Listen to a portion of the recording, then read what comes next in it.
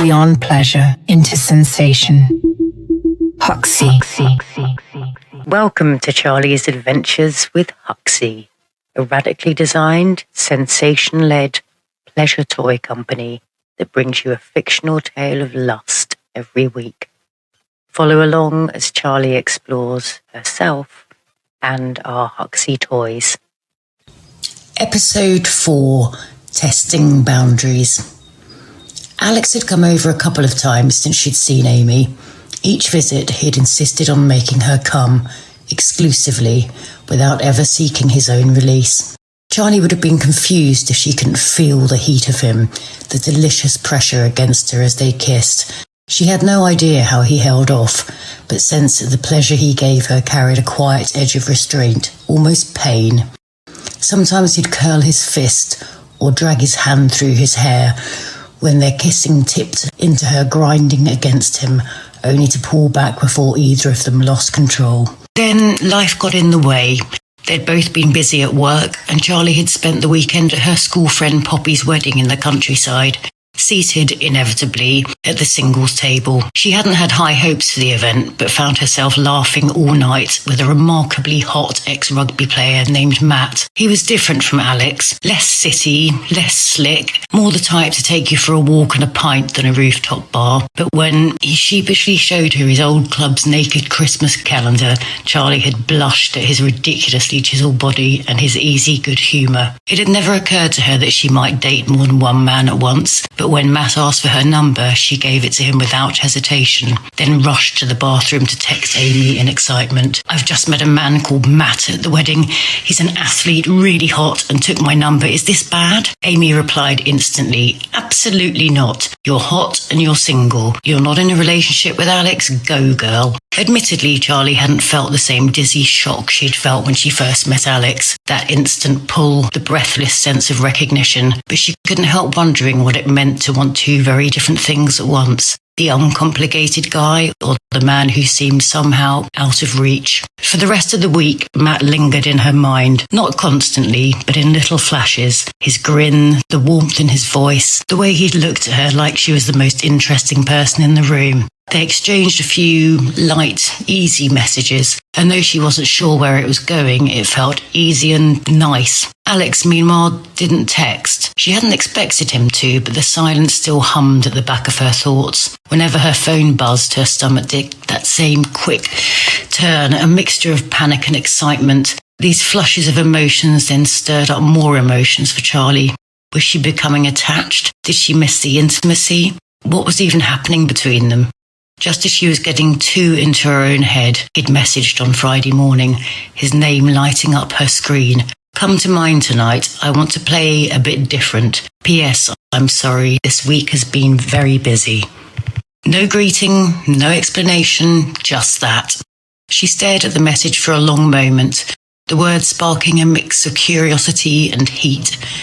Different could mean anything with Alex, and yet she never considered saying no, which is how Charlie found herself ringing his doorbell in the trendy part of town. When he opened the door, the familiar pull hit instantly, the quiet confidence, the way he seemed to know exactly how the air should move around him. He wore a soft black shirt. "Hi," she said, her voice light. "Hi, Charlie." His tone was low, warm. "You look really fucking hot."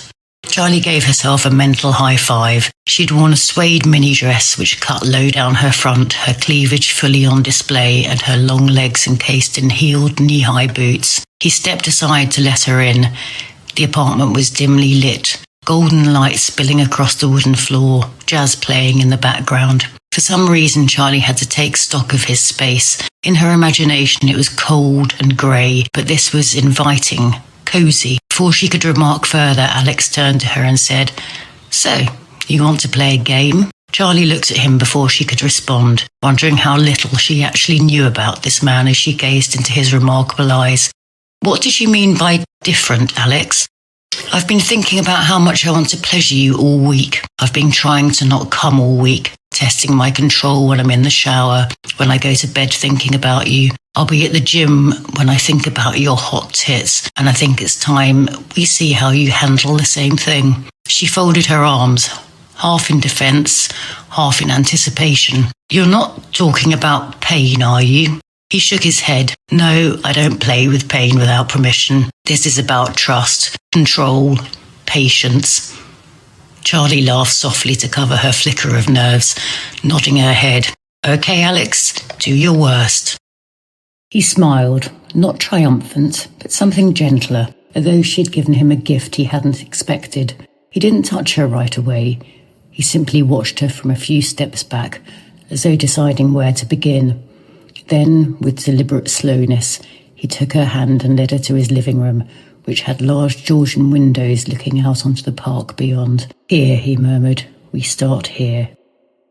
She looked at him, questioning, but he said nothing. Instead, he circled her slowly, fingertips grazing the edge of her collar, the back of her neck, her shoulder. It wasn't instruction, it was an invitation. "Breathe," he said softly, "and close your eyes. I will not blindfold you. I will not give you an easy way out." Charlie shut her eyes and tried to hold still, but the stillness itself felt impossible. Every second stretched longer than it should, the quiet thick with his presence.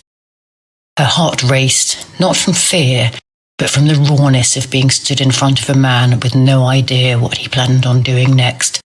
Standing behind her, he slowly took hold of her dress zipper. With a painful slowness, he undressed Charlie from behind, a ghost of his kisses rubbing down her spine. The graze of his stubble added an edge to the feeling. "Alex," she whispered. He moved closer, pushing her dress down her body. He cupped her tits through her bra, gently circling her nipples that pebbled against the lace. Alex was in control, free to do as he wanted. She felt herself beginning to squirm as he undressed her totally. She felt her knickers being pushed down her legs as he got on his knees behind her, using the lace to rub, his breath to tease, and his mouth to torture her. The feeling was exquisite. Charlie began to think she might die as she rubbed her thighs together, trying to gain purchase on anything, but he gently slapped her legs apart and breathed her in. Charlie moaned, aware she sounded in pain, when Alex abruptly stood up. "That's the edge," he said. "Not pain, not control, just not knowing what comes next. And tonight it won't be you and it won't be me." If you enjoyed this episode, why not subscribe, share, and follow the Huxi soundtrack on Spotify?